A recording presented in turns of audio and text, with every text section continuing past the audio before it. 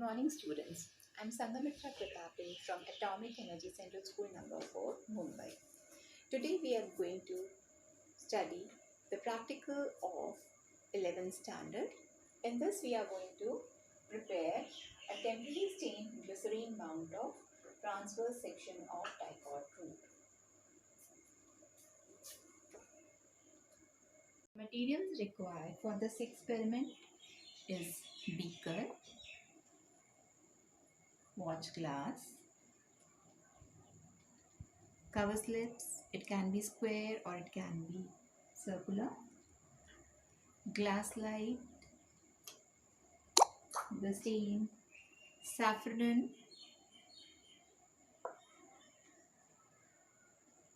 glycerine,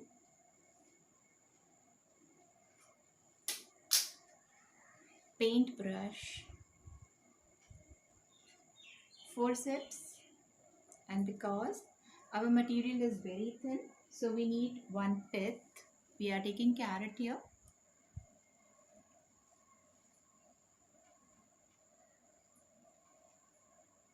The Dicot gram root,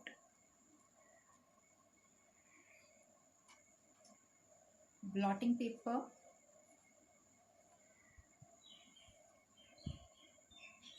blade or razor, and compound microscope. So these are the materials that you require for the experiment. Take the carrot pith. We have cut the carrot into small pieces and we have cut it open so that the small piece of this root can be inserted in this, as the root is very thin, so the taking section of such a thin root becomes very difficult. Now the part of this root which is coming out, we can make it uniform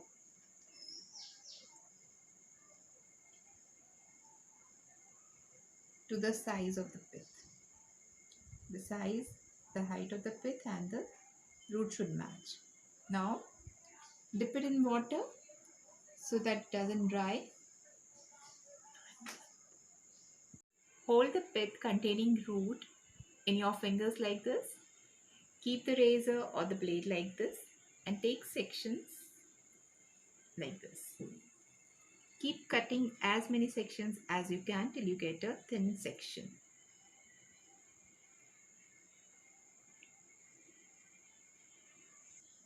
These are the thin sections that we have cut from the root, and now we have kept it in water so that they don't dry.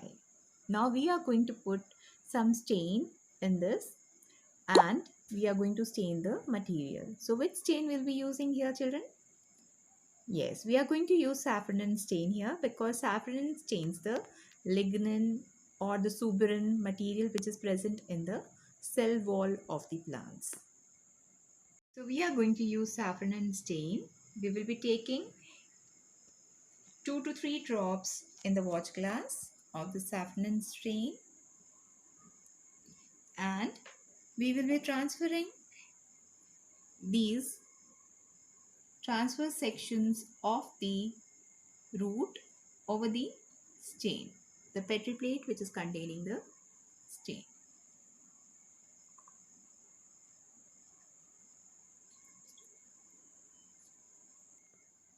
One should be very careful while staining the material. The stain should not be excess or it should not be very less, otherwise the staining of the material will not take place properly. Now keep the material in the stain for 2 to 3 minutes, and after that you have to transfer it over the slide. So before you transfer it over the slide, you have to take the glycerine as the mounting material. So we will be taking a clean slide, or you can wipe it over the blotting paper to make it clean, and then take 1 drop of glycerine over the slide.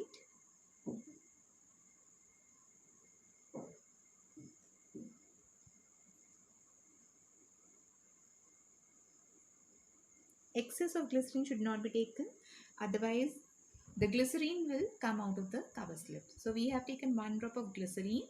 Now we are going to transfer this thinnest section which is present in this With the help of the brush, we will take the thinnest section which has come over the brush and we are going to keep it over the drop of glycerine. You can see that a thin section of the TS of root, we have kept it on the slide. Now children, we are going to transfer a cover slip over the section. The cover slip that we are going to use, it should also be clean. So we will wipe it. You have to hold it with the forceps like this. You can use needle, mounting needle,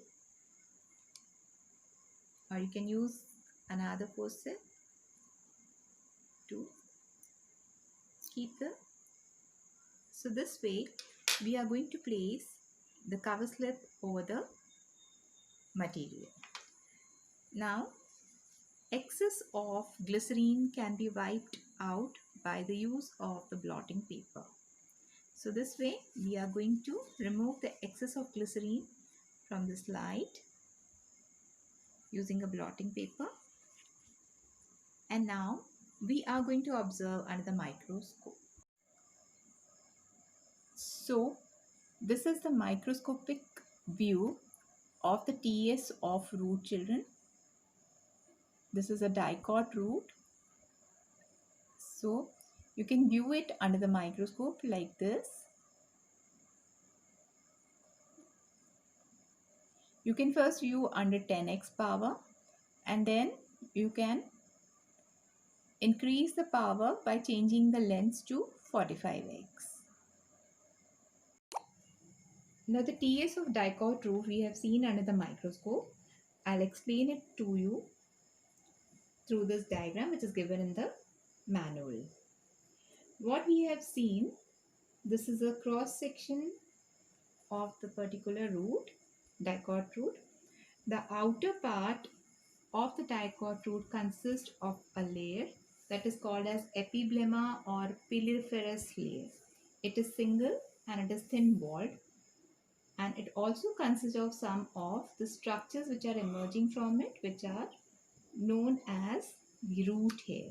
So you can see the root hair which are unicellular. The next layer, which is internal to epiblemma, is the cortex. This is the cortex, which consists of thin layer parenchyma cells, and it consists of starch grains also. Next to this is the endodermis layer. It is again a single layer structure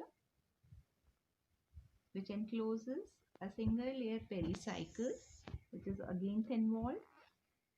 And there we can see the vascular bundles. The next part is the vascular bundles. We can see the vascular bundles, they are in the radial arrangement. So here in this section you will see that the xylem cells, which are actually exarch. In this, the protoxylem is towards the periphery and the metaxylem is towards the center. So this condition is known as exarch condition that alternates with the phloem cells. So this is the radial arrangement: xylem, then phloem, then xylem, then phloem. And in between the xylem and the phloem bundles, there is parenchyma cell which is called as conjunctive tissue. The bit which is present at the center, it is highly reduced. So we can see the 2 to 6 alternate arrangement of the xylem and phloem as the vascular bundle. So this is how the structure of the dicot root appears under the microscope. So this diagram can be drawn in your manual. And now what precautions you have to take, students, while preparing a slide? You have to be very careful when you cut the section. The pith should not be very hard, and the root of the plant, they are very soft, so you need a pith. So it should not be very hard and it should not be very soft, otherwise you are not going to get thin sections. The second thing is that the blade that you're going to use, it should be very sharp. The third thing is that after cutting the sections, you should always keep the sections in water. Otherwise, they will dry up and your section will not appear properly under the microscope. You have to pour only 2 to 3 drops of saffron and stain, otherwise overstaining can occur and the section will appear to be darker. And light staining should also be avoided, otherwise the sections will not be seen clearly under the microscope. The next precaution is, after you have stained the material, you have to take only 1 drop of glycerine over the slide to mount the material. And the cover slip should be placed properly over the material, otherwise the air bubble can appear. So this is the method and the observations and the precautions of this particular experiment. Thank you, students.